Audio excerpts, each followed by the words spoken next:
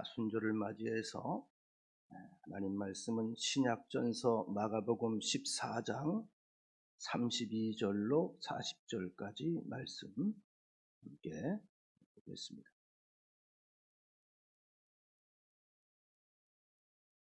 마가복음 14장 32절로 40절.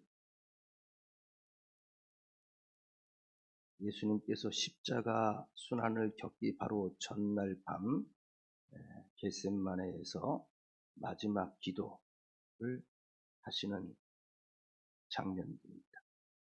그들이 겟셋마네라 하는 곳에 이름에 예수께서 제자들에게 이르시되 내가 기도할 동안에 너희는 여기 앉아 있으라 하시고 베드로와 야고보와 요한을 데리고 가실새 심히 놀라시며 슬퍼하사 말씀하시되 내 마음이 심히 고민하여 죽게 되었으니 너희는 여기 머물러 깨어 있으라 하시고 조금 나아가사 땅에 엎드리어 될 수 있는 대로 이때가 자기에게서 지나가기를 구하여 이르시되 아빠 아버지여 아버지께는 모든 것이 가능하오니 이 잔을 내게서 옮기시옵소서.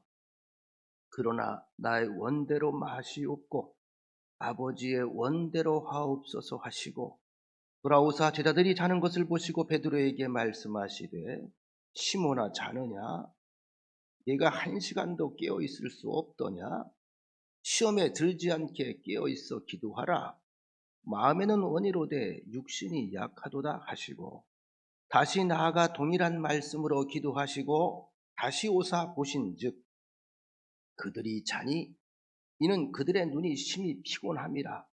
그들이 예수께 무엇으로 대답할 줄을 알지 못하더라. 아멘. 늘 우리가 찬양을 들어봐도요, 한국 사람들이기 때문에 우리가 부르는 찬양 외에는 들을 기회가 별로 없는데 세계적인 모든 이들이 다양한 인종, 다양한 계층 사람들이 찬양할 때마다 느끼는 것은 찬양에는 참 생기가 있다, 힘이 있다, 생동감이 있다, 이런 것을 우리가 느끼게 되는데 실제로 이 찬양 가운데 많은 하나님의 역사를 우리가 체험하는 그런 일들을 겪게 됩니다. 여러분 성경에 보면 우리가 고난하면 떠오르는 분이 있죠. 고난. 구약전서에 고난하면 떠오르는 사람이 이거는 욥이라는 사람입니다. 동방의 의인이라고 불려졌던 욥. 별다른 잘못도 없었는데 열심히 성실하게 하나님을 섬기고 혹시나 만에 하나 자녀들이 마음으로 보이지 않는 곳에서 죄를 지었을까봐 매일 정기적인 가정 예배를 드리면서도 늘 불안해하며 하나님 앞에 더 완전한 사람으로 서길 원했던 욥. 그에겐 고난이 없어야 마땅한데 그에게도 고난이 찾아오며 그 고난 속에서 그의 가족이 흩어지고 떠나고 그리고 본인 자신도 너무 심한 육체의 질병을 맞이하면서 기와짝으로 몸을 벅벅 긁으면서 우는 모습들을 우리가 떠올리게 됩니다. 야, 참 힘들었겠다. 저렇게 사느니 차라리 살지 않는 편이 훨씬 낫겠다는 생각을 가지게 되는데 여러분 사람이 여러 가지 고통의 유형이 있습니다. 내가 잘못해서 겪는 또는 실수해서 겪는 또는 남들이 해코지해서 겪는 많은 일들이 있지만 사람이 겪는 고통 가운데 가장 힘든 고통은요, 육신적인 것보다는 정신적인 겁니다. 말하자면 억울함입니다. 억울함. 내가 겪지 않아도 되는데 억울한 일을 씌워서 나를 괴롭힐 때에 사람은 그 고통에 대한 명분 자체를 잃어버려요. 예를 들어서 여러분 우리가 보통 그런 말씀을 나누지요. 어떤 사람들이 어떤 일을 하다가 가정에서나 밖에서나 특별히 안 좋은 일을 만나면 옛날 어른들이 한숨을 쉬면서 하는 얘기가 있어요. 아유, 내가 전생에 무슨 죄가 많아서 업보지 업보야. 체념하고 업보야 업보야 이렇게 받아들입니다. 그렇게 해서라도 위로를 받고 싶은 거거든요. 위로를 받고 싶은 거거든요. 그런데 뻔히 그 길이 어려운 길인 줄 알면서도 아무도 알아주지 않는 길인 줄 알면서도 그 일을 하지 않으면 안 되는 분명한 목적이 있어서 그 길을 걸어갈 때에 참 우리 사람이라는 건 그래요. 사람이 사회적 동물이기 때문에 누군가 나를 알아주고 칭찬하고 격려하고 위로하고 공감대를 형성해주면 희한하게 힘이 생겨요. 그렇지 않습니까? 여러분, 저도 목회하면서 때로는 잠 못 잘 때도 있고 목이 갈라질 때도 있고 힘이 들 때가 있는데, 교인들이 말 한마디로 은혜 받았습니다 하면요, 갑자기 힘이 생겨요. 그렇지, 이것 때문에 내가 밤을 샌 거지, 이것 때문에 준비를 한 거지. 이 공감의 힘이라는 것은 우리를 생기 있게 만든 하나의 귀한 원동력입니다. 근데 이런 공감이 전혀 이루어지지 않은 상태에서 처절하게, 가장 잔인하게 이 땅에서 고난을 겪었던 분이 바로 예수 그리스도시다. 그러면 예수님께서 겪었던 고난, 우리가 말로 다 표현할 수 없겠습니다만 그냥 대략 그 형태를 따져보면, 추론해 본다면, 첫째로 참 불편하셨겠다, 이런 생각을 듭니다. 하나님께서, 그 자유분방한 하나님께서 세상 모든 천지만물들을 다 마음껏 말씀으로 창조하시고 주관하시고 섭리하시는 그 하나님께서 우리 인간의 육신의 몸을 입고 이 땅에 오신 성육신 사건 자체가 불편한 거예요. 불편한. 이것은 사람이 강아지 되는 것보다 더 힘듭니다. 어디에도 매이지 않았던 그 영원하신 하나님이 인간의 몸을 입으셨습니다. 그 불편함이야 이루 말할 수가 없을 겁니다. 그리고 당신이 친히 창조하시고 다스리던 이 피조물의 제도하에서 오히려 무시당하고 홀대당하고 멸시와 조롱 가운데, 심지어 급기야 마지막에는 최악의 불명예스러운 수치를 겪으면서 죽임을 당하시려고 하니 얼마나 마음이 불편했겠습니까? 참고로 여러분, 우리가 예수님의 십자가에 처형당하시는 모습을 가끔 보지 않습니까? 사진을 통해서나 영화를 통해서나. 거기서는 다 이렇게 아래 속옷을 걸치는 것처럼 보이죠. 근데 사실 그 당시에 십자가 처형 방법은요, 알몸에다 죽이는 겁니다. 알몸으로. 아주 철저하게 수치스럽게 죽이는 거예요. 알몸으로. 얼마나 존심 상했겠어요. 말하자면 사람이 죽는 방법도 여러 가지인데 하필이면 그 모습에, 그 자리에 그런 모습으로, 우린 구약에서 이미 배웠죠. 그 나무 위에 매다는 것은 저주의 자리, 저주의 자리인 줄 알고 오신 거예요. 얼마나 불편하셨겠어요. 두 번째는 억울함입니다. 예수님께서 사형당하실 때 죄명이 뭐지요? 참남죄, 신성모독죄입니다. 자신이 하나님의 아들이라고 한 것, 이게 이제 하나님을 모독한 신성모독죄라고 하는 겁니다.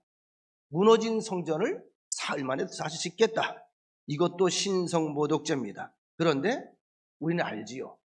훗날에 태어난 게 참 천만다행이에요. 예수님이 하신 말씀은 신성모독이었습니까? 진리였습니다. 진리였죠. 진리. 빌라도 총독이 가야바가 아무리 질문을 해도 침묵하신 주님이시지만 빌라도가 묻습니다. 네가 왕이냐? 정말 왕이냐? 네가 하나님의 아들이냐? 이때에 예수님께서 당당하게 그 앞에서 말합니다. 네가 말한 그대로다. 진리를 진리로 말했어요. 근데 문제는 뭐냐면, 여러분, 아무리 진리가 귀하고 보배로운 것이라 할지라도 담을 그릇이 없으면 담을 수가 없는 거예요. 그 시대에 예수를 담을 수 있는 사람이 없었습니다. 하나님의 위대한 섭리를 담아낼 수 있는 그릇이 없었어요.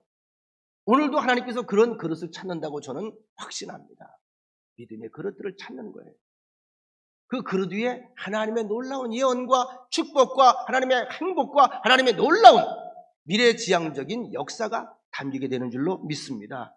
그 그릇을 우리가 준비하고 주님께 마음을 열어야 돼요. 세 번째로는 육체적, 정신적인 고통입니다. 아시는 것처럼 예수님은 신의 몸으로 이 땅에 오신 게 아니잖아요. 인간의 육체를 완전히 입고 오셨기 때문에 안 드시면 배고프다. 성경에 보세요. 배고프다 그랬어요. 배고픈 거예요. 또 무시하면 기분이 상해요. 맞으면 아파요. 온갖 조롱과 멸시와 폭력을 당하시고 최후에는 십자가에서 아버지 하나님께 버림을 당하셨다라고까지 고백합니다. 그 자리가, 그 순간이 하나님께 버림받는 자리. 아시죠? 유명한 마지막 예수님의 절규. 엘리 엘리 라마 사박다니. 무슨 뜻입니까? 아버지요, 아버지요. 왜 도대체 어찌하여 나를 버리시나요? 버림받는 자. 왜? 죄짐을 다 짊어졌기 때문에 던져지는 자. 그 죄는 하나님과 상관이 없습니다. 절대 가까이 없습니다. 그러니까 하나님이 버림받는 거예요. 죄는 하나님이 버립니다. 그 자리에 예수님께서 그 찰나에 있었던. 자, 그 고통이 얼마나 크셨던지 이미 아시기 때문에 오늘 말씀에 보면 십자가 사건이 내일 벌어지지 않습니까? 오늘 목요일날 밤이에요. 밤새 기도하다가 새벽에 끌려가거든요. 그거 바로 직전입니다. 성경에 보면 놀라시고 고민하시고 슬퍼하시고 그리고 하나님 앞에 엎드려서 하나님 아버지 될 수 있으면 이 잔이 내게서 좀 지나가게 하옵소서. 그것이 얼마나 고통스러운지 알아요. 얼마나 힘겨운 자리인지 알아요. 그러니까 그 성정을 가신 예수님께서 성정을 가지신 예수님께서까지도 이것만큼은 좀 피했으면 좋겠다. 정말 이것 말고 다른 길인데 가겠다. 근데 죽는 것도 이것만은 피하고 있으면 좋겠다. 가끔 이제 군대 갔다 온 사람들이 그런 얘기를 합니다. 어쩌고 그러면 보통 일반적으로 군대를 우리가 입대할 때에 많은 사람 끝까지 군대 갔다 오면 되지, 남자들 다 갔다 오면 되지. 그렇지 않아요. 갔다 온 사람들은 그렇게 얘기를 하지만 실제로 그 가슴 아파요. 그래서 자녀들 군대 갈 때 엄마가 가슴 아픈 게 아니고요, 아빠가 가슴이 더 아파요. 왠지 아세요? 내가 갔다 온 길이 있잖아요. 그 길이 보이잖아요. 제일 가슴 아픈 게 뭔지 아세요? 첫날 밤에 첫째 날 입소할 때 아주 생각이, 저도 그랬거든요. 복잡하거든요. 이게 한 번도 던져지지 않은 것, 한 번도 보지 못한 사람들과 낯선 곳에서 낯선 시간에 낯선 일들을 시작하는데 군복도 낯설고 행동도 낯설고 말투도, 이게 적응한다는 게 너무나 두려운 거예요. 너무나 두려운 거예요.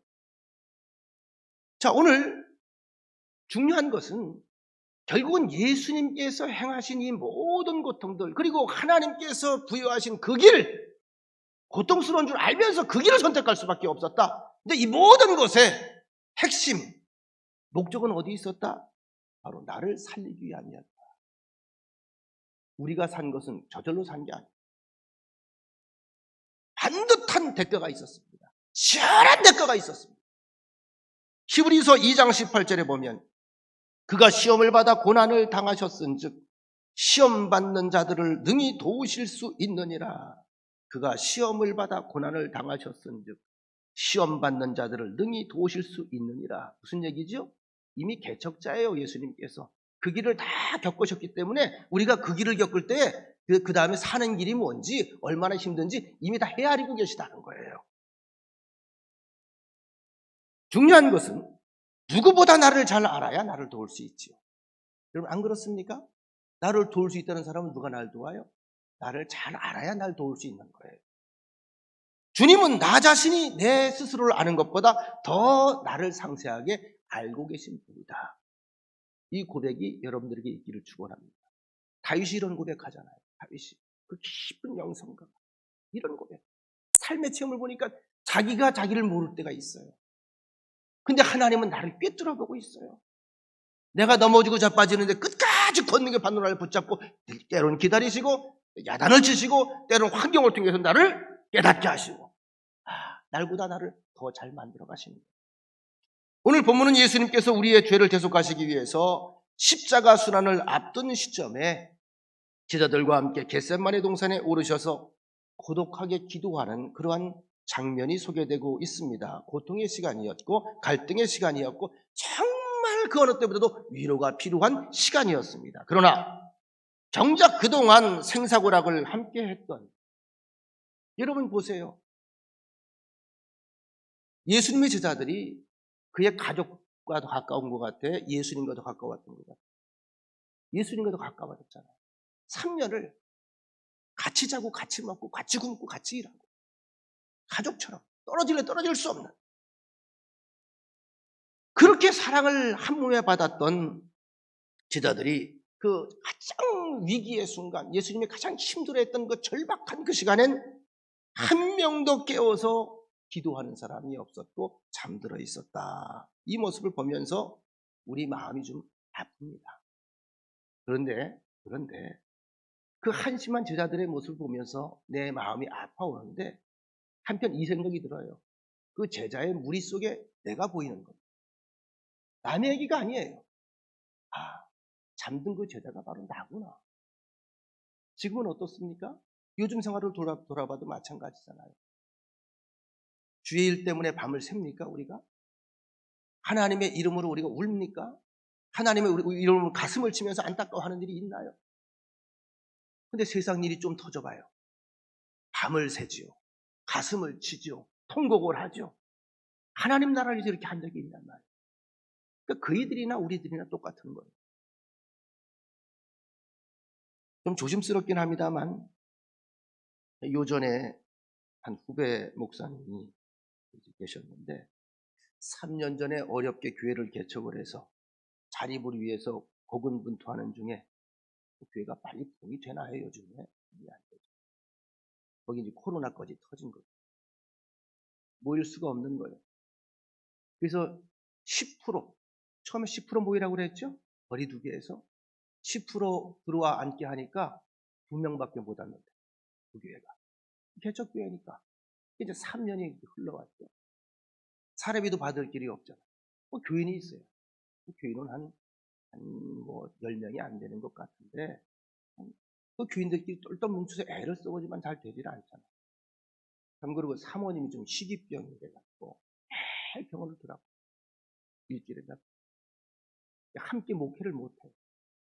거기다가 본인도 덜컹 몸에 좀 아주 치명적인 병이 하나 생겼어요.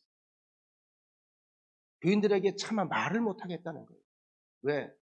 목사님 기도하면 낫는다며, 목사님 하나님 섬기면 복을 받는다며, 사모님도 아픈데 목사님까지 그렇게 아파? 이 얘기가 혹시 들릴까? 어디가 말을 누가 알려지길 원하지 않아요. 제가 그런 이야기를 저한테 잠깐 하길래 그것도 제가 이제 물었더니 저를 신뢰하고 이야기해 준 건데, 제가 그런 이야기를 했어요. 사람은 누구에게나 나팔을 불 필요는 없지만 여러분 가까운 지인들에게는, 특히 영적으로 신뢰가 가는 영적 동역자들에게는 필요할 때 나팔을 부는 것도 하나님께서 주신 지혜 가운데 하나다. 혼자 기도하는 것보다 나랑 같이 기도하는 게 낫잖아. 혼자 앓는 것보다 주변에 기도 동역자들이 몇 사람이 그걸 집중으로 기도하면 낫잖아. 이게 우리가 가르치는 영의 세계 아니야? 근데 왜 오픈을 못해? 내가 나팔을 불어야 되겠다. 그러니 여기에 상처를 입는 거야. 절대 그렇게 하지 마. 심지어 뭐라고까지 말하냐면, 목사님 기도하지 않으셔도 돼요. 저를 위해 기도하지 마세요. 알리지 마세요. 너무 싫어요. 죄송합니다. 그리고 제 앞에서 펑펑 우는 거예요. 자존감이 무너지는 거죠. 자존감. 빨리 좀 당당한 모습으로 좀 그렇게 쓰고 싶은데 환경이 안 되는 거예요. 자기 힘이 여력이 없는 거예요. 저도 그냥 같이 앉아서 울었어요. 어떻게 해줄 수 있는 방법이 없어요. 그 마음을 알겠어요. 어느 정도 무너져 있는지. 여러분 엘리야가 죽고 싶다고 그랬었잖아요. 오직하면 그 하나님이 분명히 살아계신 걸 알고 많은 기적과 역사를 처음 했던 엘리야, 기도의 능력의 종이 오직하면 죽고 싶겠다고 그랬어요. 주님, 하나님 나 죽을 준비됐으니 지금 날 데려. 못 견디겠어요. 그러니까 하나님을 모르는 사람들이 하는 것이 아니라 하나님을 아는 사람도 이런 고백이 나올 때가 있다는 거죠. 저한테 하는 얘기가, 목사님 저 목회 접을래요. 목회 접을래요. 저는 한계가 온 것 같아요. 제가 할 얘기가 없잖아요. 그냥 들어줬어요. 그 딱 한마디 했어요. 여기서 내가 말을 더 하면 안 되지. 같이 들어주고 내가 눈물을 흘리면서 그 심정이 내 마음에 와닿아. 이해가 돼. 그런데 하나님께 물어야지, 우리는. 하나님께 물어야지. 하나님이 얼마나 옆에서 안타까워하겠어? 내 자신보다 더 안타까워하는 게 하나님인데, 그것 믿고 우리가 이 길 걸어가는 거 아니겠어? 내가 응원하고 기도하며 지켜볼게. 힘들면 말해. 아프면 말해. 말하고 싶을 때 말해. 그리고 제가 간절히 기도드리고 그리고 이제 보내드렸습니다만, 스스로 자존감의 상처가 너무 많은. 잘생겼어요. 잘생겼어요. 목소리도 얼마나 좋을지 몰라. 너무 고통스러워하는 거예요. 이 얘기를 어디 가서 얘기를 하겠냐. 여러분, 그런데요, 사람은 누구나 다 고통이라고 하는 것이 다 다릅니다. 겪는 고통이 다르지만 이런 고통의 대명사가 바로 예수님이거든요. 그러니까 이럴 때 과연 우리가 어떻게 이 길을 극복해 나갈 수가 있을까? 오늘 예수님을 통해서 우리가 함께 살펴보고 배워보려고 합니다. 첫째로 가까운 사람과 함께 있어야 돼요. 가까운 사람과. 자, 예수님께서 십자가를 지시기 전날 밤 겟세마네 동산에 가시면서 특별히 12제자 가운데 아시지요? 가룟 유다는 이날 튀어나갔어요. 마지막 만찬이 있었잖아요. 너희 중에 나를 팔 자가 있으리라. 아유 대단. 세상에 어떤 놈이 예수를 판대요? 나와 함께 지금 떡그릇에 손을 놓은 자다. 가룟 유다예요. 그 순간 혹 찌른 거죠. 근데 가룟 유다가 어떻게 해요? 그대로 나간다. 가룟 유다의 계획이 있었어요. 예수를 팔 계획. 그게 지금 이 밤에 진행이 되고 있어요. 예수님이 얼마나 가슴이 찢어졌겠어요. 얼마나 신뢰했고 얼마나 정이 들었고 얼마나 그를 믿었는데 그런 와중에 겟세마네 동산에 이제 올라와 11명의 제자와 함께 그리고 특별히 다른 제자들과는 또 달리 이것 때문에 다른 제자들이 불평이 많았잖아요. 베드로와 야고보와 요한. 예수님의 12제자 가운데 항상 3명이 한 팀이 돼서 4그룹이 움직였거든요.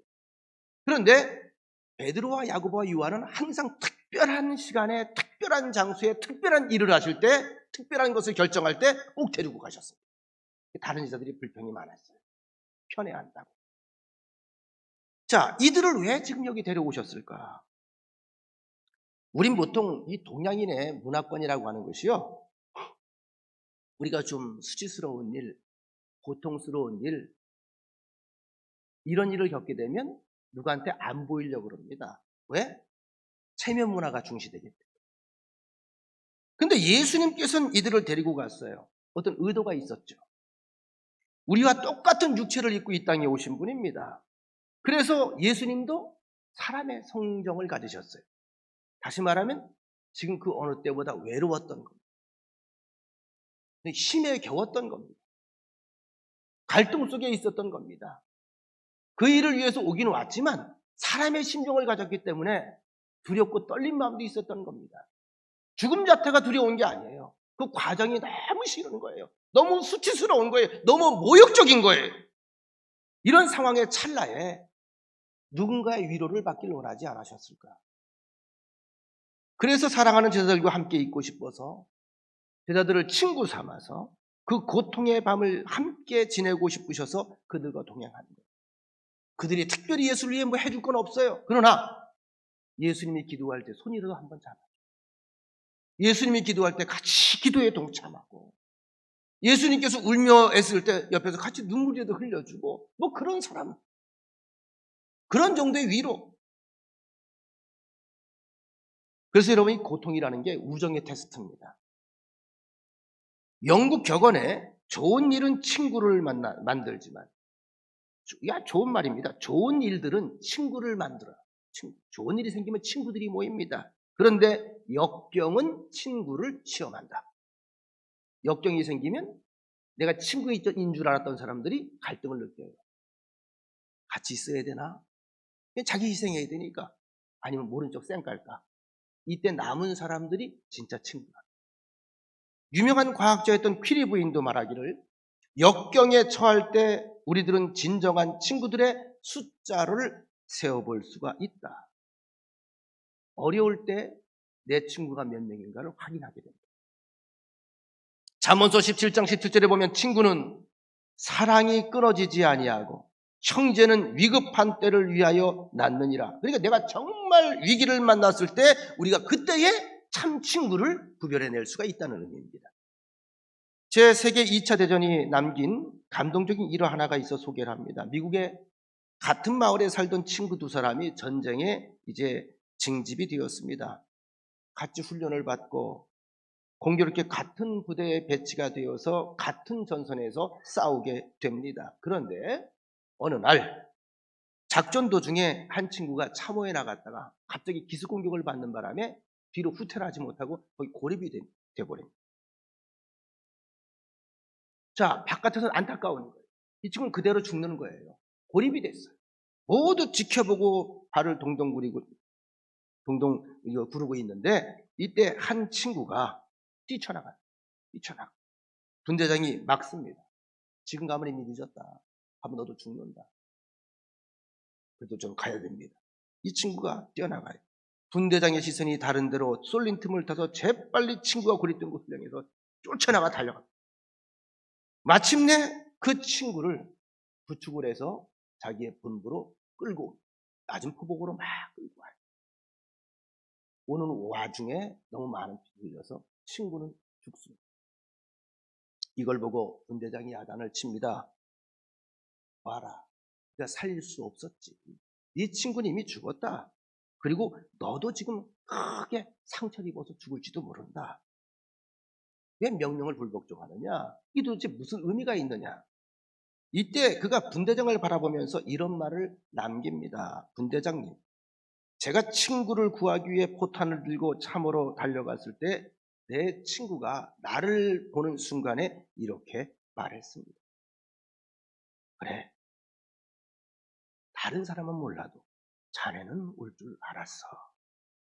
난 자네가 올 줄 알았어. 자네는 내 친구지. 고마워. 그리고 이 친구가 말합니다. 전 그가 나에게 그렇게 말한 것으로 족합니다. 저도 이대로 죽어도 상관이 없습니다. 이게 친구예요. 이게 진정한 친구입니다. 이런 사람이 주님이 말씀하신 진정한 친구라는 겁니다. 혹시 여러분 곁에 이런 친구가 있는지 모르겠습니다. 오늘 예수님은 제자들에게서 이것을 기대하셨습니다. 이 고독한 순간에, 이 고통스러운 순간에 내리면 십자가를 지셔야 하는 이 밤에 제자들을 친구 삼아 그냥 그 동산에 함께 있기를 원하셨습니다.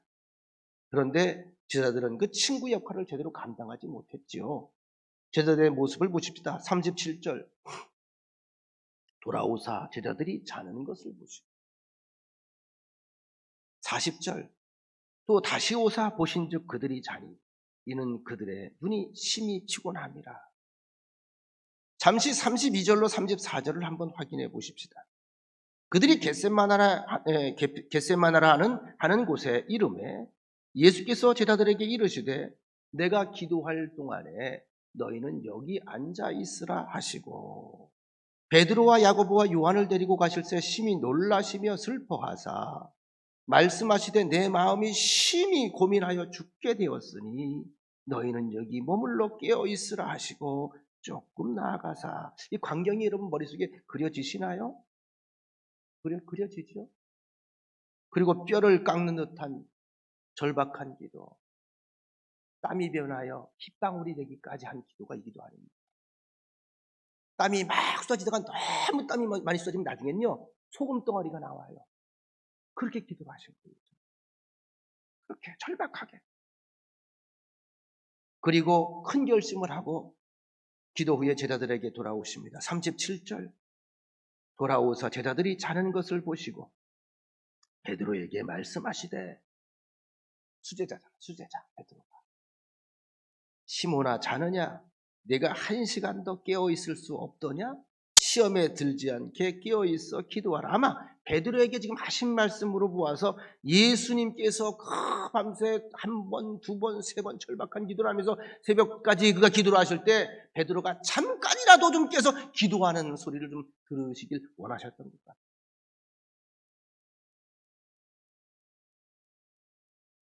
여러분, 베드로와 야고보와 요한 가장 신뢰를 받았던 가장 신뢰를 받았던 여러분 아시는 것처럼 그 다음에 요한은 요한복음을 쓰고 요한계시록을 쓰고 요한일서, 요한이서, 요한삼서를 쓰면서 요한복음 요한이라고 하는 사람이 이 땅에 예수에 대해서 소개하면서 계속 강조하는 건 하나입니다. 하나. 이 모든 과정을 옆에서 곁에서 지켜보면서 나중에 깊이 회개하고 깨달은 거. 원래 요한도 별명이 우레의 아들이야.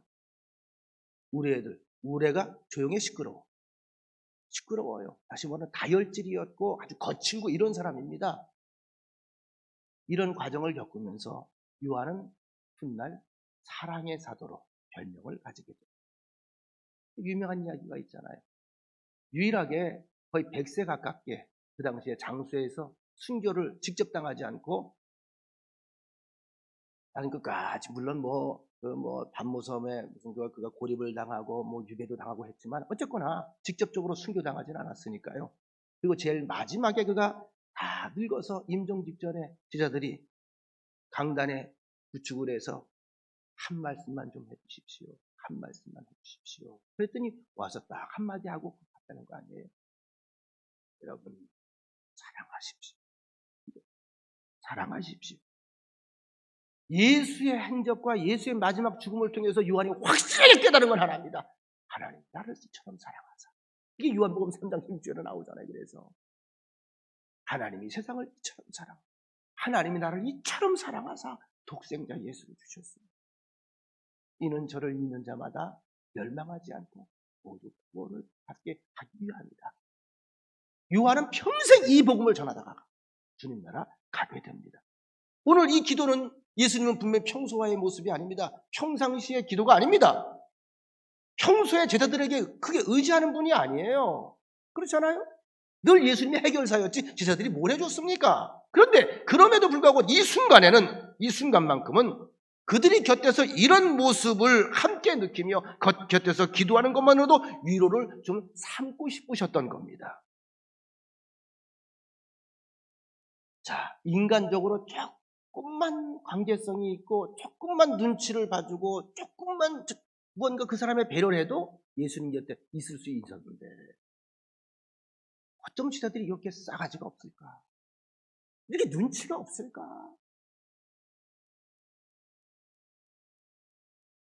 그러나 요한복음엔 우리를 놀라게 만드는 말씀이 다시 기록이 되어 있습니다. 이것이 요한의 이제 장점이에요. 겟세마네 동산에 주님께서 이 올라가시기 바로 직전에 나눈 대화가 요한복음 15장에 기록되어 있습니다. 제자들에게 하신 말씀입니다. 요한복음 15장 13절로 15절.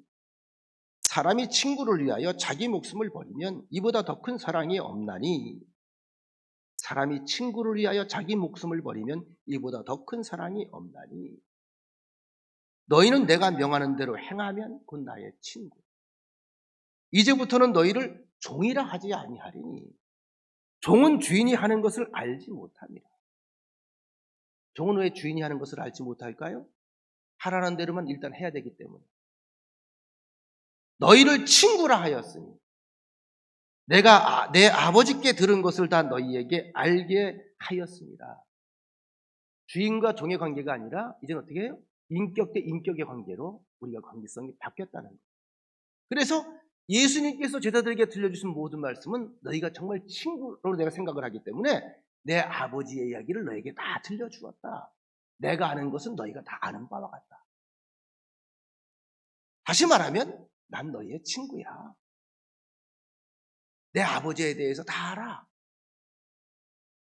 조금 더 나아가보면 엄밀하게 지금 예수님은 그들에게 친구인데 그들은 예수님의 친구 역할을 했어요? 못했어요?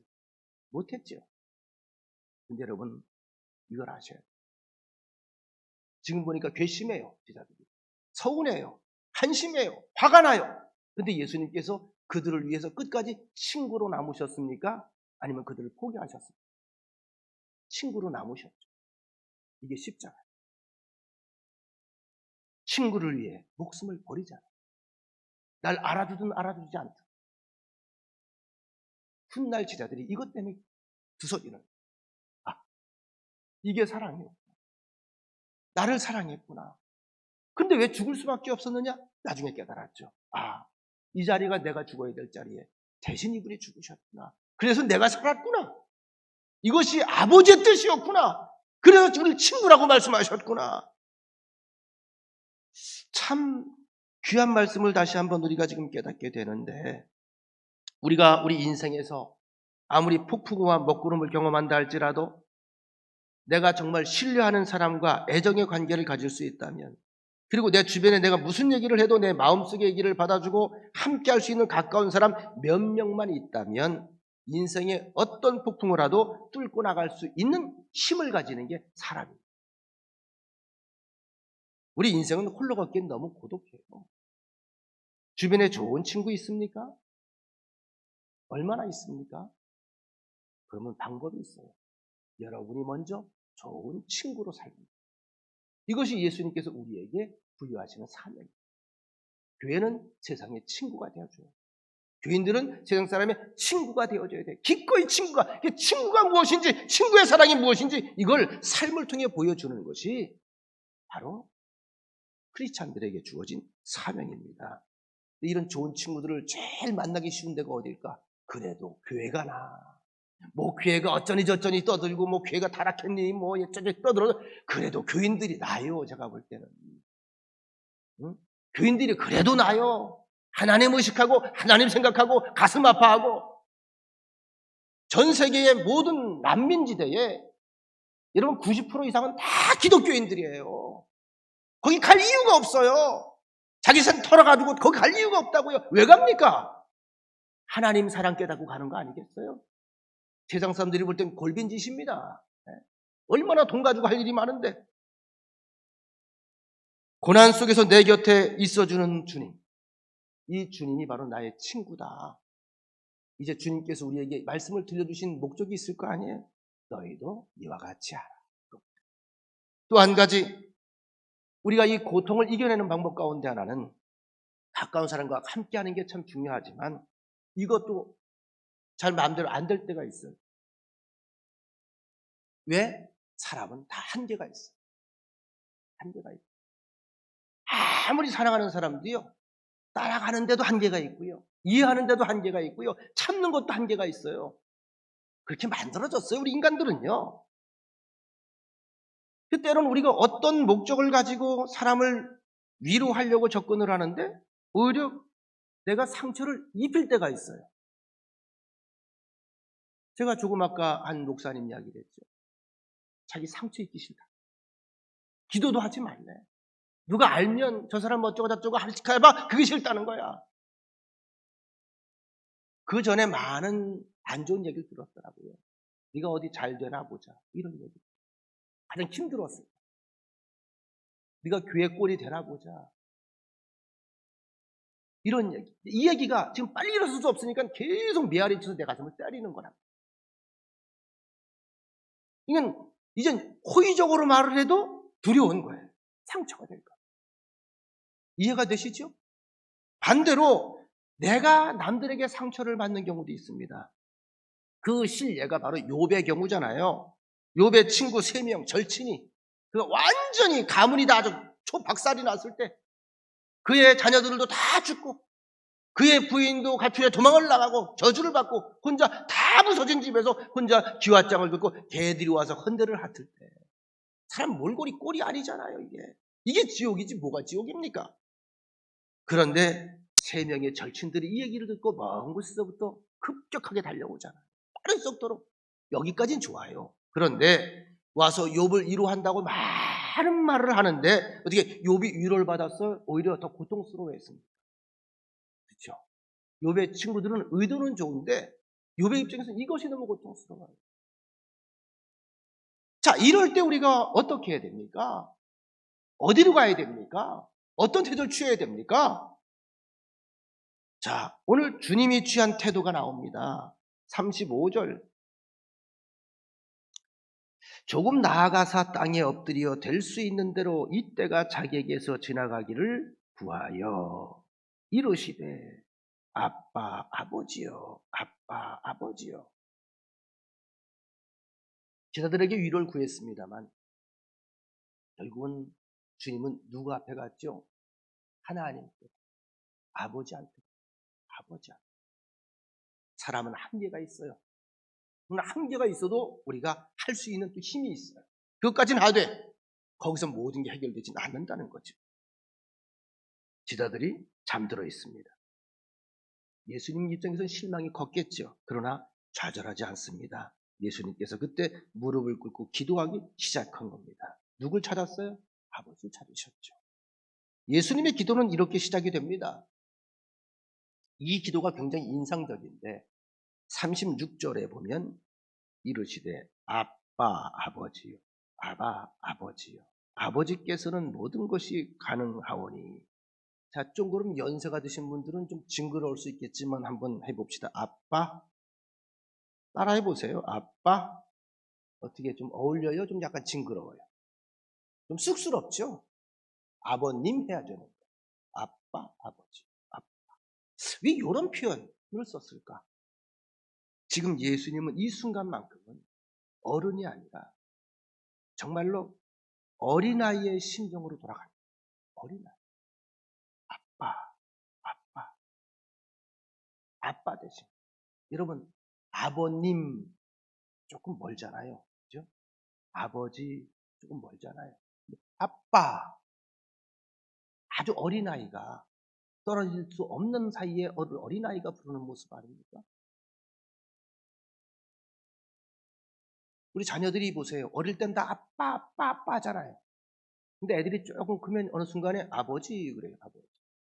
어느 순간에 애들이 아버님 이러면 어떻게 해요? 가까이 오라는 거예요? 징그럽다는 거예요? 징그럽다는 거예요. 어릴 딱 큽니다. 아빠. 품에 폭 안길 관계. 그래서 아빠로 불러요. 아빠. 아버지도 아니고 아빠, 아버지요. 어린아이의 심정으로 돌아가서 자기의 내면의 절망과 고통과 아픔을 다 끄집어내서 이게 내 모습. 너무 힘들어요. 아시죠? 여러분, 기도가 뭡니까? 조렌이라고 하는 기독교 철학자는 기도를 정의하기를 기도는 하나님 앞에 홀로 서는 단독자의 체험이다. 따라합시다. 기도는 하나님 앞에 혼자 서는 단독자의 체험. 아무도 나와 함께 할 수 있는 사람이 없을 때도 여전히 나는 이 기도라고 하는 수단을 통하여 그분 앞에 설 수가 있다는 거예요. 이게 우리에게 주어진 특권입니다. 기도. 하나님 앞에 나와 1대1로 서는 게 기도예요. 이건 아버지 안 고쳐도 돼. 엄마 허락 안 맡아도 돼. 할아버지 안 맡아도 돼. 아버지! 하는 순간에 나는 하나님 앞에 서게 된다. 얼마나 귀한 선물입니까? 왜? 하신다는 거죠. 제자들의 아무런 위로를 받지 못했을 때, 도움을 받지 못했을 때 주님께서 우리에게 보여주신 샘플이 뭐지요? 하나님 앞에 쏟아내는 겁니다. 쏟아내는 것. 근데 이게 하루아침에 되질 않죠. 훈련과 습관이 필요합니다. 누가복음 22장 39절 말씀에 보면 예수께서 나가사 습관을 쫓아 감람산에 가시매. 우리 주님께서 하나님 앞에 무릎으로 나아가는 것은 평소에 늘 훈련되어 있는 습관이었다는 거예요. 제가 가끔 우스갯소리로 얘기하잖아요. 평소에 주여가 습관이 안 된 사람은요, 놀래면 주여가 아니고 쌍이 나온다니까. 안 그렇습니까? 주여, 어머 주여, 어머 아버지. 이러면 좀 은혜스럽게 사는 사람인데, 어머나 쌍. 이게 나와요, 이게. 몸에 배인 게 나오는 거예요. 툭 튀어나오는 거, 툭 튀면 아이 쌍. 이게 나온다니까, 이게. 그래서 여러분, 우리가 좋은 하나님의 사람으로 살기 위해서는 어떻게? 일단 습관을 하나하나 좋은 통로를 만들어 가야 돼요. 믿으시면 아멘. 그래서 여러분, 성도의 가장 큰 비밀병기가 뭐다? 하나님 앞에 인정받는 습관을 소유하는 거예요. 근데 이 습관은 하루아침에 주어지질 않아요. 반복해야 돼요. 계속 반복해야 돼요. 마지막으로 하나님의 뜻을 발견하는 겁니다. 주님께서 묻죠? 아버지, 이 쓴 잔이 내게서 지나갈 수 있겠어요. 아버지 모든 것이 다 가능한 분이오니 지나가게 하옵소서. 여러분, 모세의 기도가 떠오르지 않은가요? 모세가 가나안 땅에 저 들어가고 싶어요. 묻혀도 그 땅에 가 묻히고 싶어요. 어떻게 좀 안 될까요? 하나님께서 말씀하시죠. 너는 여기까지. 이때 모세가 아멘. 사도 바울은 어땠습니까? 위대한 사도. 죽은 자도 살렸잖아요. 그가. 네? 얼마나 많은 기적을 체험했고 얼마나 많은 전 세계 교회를 갖다 이방 선교에 큰 대사도로 통로를 만들어 놨습니까? 다른 사람은 다 고쳤어요. 그런데 정작 사도 바울은 자기 몸속에 가시가 있어서 너무 고통스러워, 수치스러워, 때로는 창피하기도 해. 이게 자꾸 장애가 되기도 해. 그래서 하나님 앞에 3번씩이나 요청을 하잖아요. 이것 좀 고쳐달라고. 근데 말씀하죠. 내 사랑이 내게 족하다. 그리고 바울이 말을 바꾸지요. 내 약함 데서 주의 강함이 나옵니다. 이것으로 인해 내가 기도하며, 이것으로 인해 내가 겸손해지며, 이것으로 인해 또 하나님을 의지하게 되었습니다. 오늘 예수님께서 이 잔인에게서 옮길 수 있거들랑 아버지. 근데 하나님께서 알고 물으시는 거죠. 하나님이 뭐라 그래요? 그럼 누가 그 일을 할 건데? 그 일 때문에 가지 않아. 누군가 죽어야 누군가 사는 것 아니겠느냐? 누군가 심어야 누군가 나오는 게 아니겠느냐? 그래야 우리가 그동안에 기다렸던 이 대속의 사역을 완성하는 것 아니겠느냐? 딱 한마디 하셨어요. 주께서 뭐라 그랬을 거예요? 그렇죠. 제가 알아요. 그렇죠. 이것 때문에 내가 여기 왔지요. 네. 제가 기꺼이 누가 알아주지 않아도 욕을 해도 모욕을 당해도 수치스러워도 그냥 짊어지고 갈게요. 왜? 내가 그 수치를 겪지 않으면 내 친구들이 다 겪어야 되니까 차라리 제가 할게요. 히브리서 12장 2절에 보니까 믿음의 주여 또 온전케 하시는 이인 예수를 바라보자. 저는 그 앞에 있는 즐거움을 위하여 십자가를 참다. 이 십자가가 그 십자가, 수치스러운 십자가, 억울한 십자가, 참혹한 십자가, 고통스러운 십자가. 그런데 그 앞에 있는 즐거움이 있었다는 거예요. 십자가 앞에 있는 즐거움. 그게 뭐죠? 부끄러움을 개의치 아니하시더니 하나님 보좌 우편에 앉아서. 하나님 보좌 우편에 앉아서. 지금 오늘 이 시간에 하나님을 아버지로 부르고 예수를 나의 그리스도, 나의 주로 고백하고 이 시간에 하나님을 바라보고 예수를 바라보고 이 말씀을 경청하고 있는 여러분들을 지금 바라보면서, 우리를 바라보면서 예수님께서 뭐라고 하실까요? 내가 참 잘 죽었다. 내가 참 그 길을 잘 갔다. 내가 참 잘 견뎠다. 내가 잘 통과했다. 얼마나 이 모습이 아름다울까? 얼마나 흐뭇할까요? 따라합시다. 나는 하나님의 기쁨이다. 네. 많은 성도들이 고난당할 때 붙드는 보배와 같은 말씀이 있습니다. 너무나 유명한 말씀입니다. 로마서 8장 28절 말씀. 우리가 알거니와 하나님을 사랑하는 자, 곧 그의 뜻대로 부르심을 입은 자들에게는 모든 것이 합력하여 선을 이루느니라. 아멘. 바로 아멘 해야지 이런 말씀이 나옵니다. 우리가 알거니와, 이 남의 얘기입니까? 하나님을 사랑하는 자, 보세요. 하나님을 사랑하는 자, 즉, 곧 그 뜻대로 부르심을 입은 자. 그 뜻대로라고 하는 말을 제가 굉장히 좋아합니다. 그 뜻, 영어로 얘기하면 purpose라고 합니다. purpose, 목적대로. 하나님을 사랑하는 자, 곧 그분의 하나님의 목적대로 부르심을 입은 자들. 가다가 우연히 얻어 걸린 게 아니라요. 하나님이 꼭 집었어요. 꽉 잡았어요. 왜? 의도가 있어요. 하나님의 의도가 있어요. 하나님의 섭리가 있어요. 하나님의 계획이 있어. 하나님의 목적이 있어요. 그래서 하나님을 사랑하는 사람으로 하나님께서 이렇게 인지를 찍으신 거예요. 자, 이들에게 이제 앞으로 벌어질 일이 뭐다? 모든 것이 합력하여 선을 이루어가는 것을 우리가 보게 될 것이다. 할렐루야. 최후 승리를 믿으라는 거예요. 하나님이 하시는 일은 위대한 일. 하나님이 하시는 일은 선한 일입니다. 근데 그 선한 일을 만들기 위해서 개입하는 인생이 바로 나에 대해서 개입을 하신 거예요. 저 유명한 아프리카 선교사인 리빙스톤에게 어떤 기자가 이런 질문을 했습니다. 이제 말씀 마칩니다. 아프리카의 선교사, 아프리카의 아버지 리빙스톤에게 어떤 기자가 이런 질문을 했습니다. 저 아프리카의 정글에서 수차례 목숨의 위기를 겪어가면서, 죽을 위기를 겪어가면서도 선교를 포기하지 않고 선교를 계속할 수 있었던 이유가 무엇입니까? 무슨 배짱으로 이러십니까? 숱하게 죽음의 위기를 넘겼는데. 그때 그는 이런 유명한 대답을 남깁니다. 나는 하나님이 내게 주신 사명이 있음을 압니다. 그런데 내게 주신 사명이 다하기 전까지는 나는 결코 죽지 않는다는 확신이 있습니다. 나는 이것을 내 머릿속에서 한순간도 떠나보낸 적이 없습니다. 다시 말하면 여기가 살다가 죽으면 내 사명이 끝난 것이다. 자, 이러니 누가 막을 수 있겠어요? 이게 위대한 선교사들의 마음가짐입니다. 내게 사명이 있는 한 난 죽지 않는다. 죽는다면 내 사명이 끝난 것이다. 이게 무서운 겁니다. 결론입니다. 인생은 고통의 연속입니다. 쉴 새 없이 고통이 우리를 아프게 하고 우리를 괴롭게 합니다. 사는 것 자체가 사실 힘겨운 거예요. 근데 이 고통을 함께 나눌 수 있는 사람만 있다면, 그리고 무엇보다 내 고통을 아랠 수 있는 하나님과의 교제가, 하나님과의 통로가 아직 열려 있다면, 또 내 인생을 향한 하나님의 거룩한 뜻이 분명히 있다, 이런 믿음만 있다면 우리는 간 우리 미래를 향해서 나아갈 수가 있게 될 것입니다. 세 가지를 말씀드렸죠. 고난과 슬픔의 때에 의지하고 위로받을 수 있는 친구가 필요하다.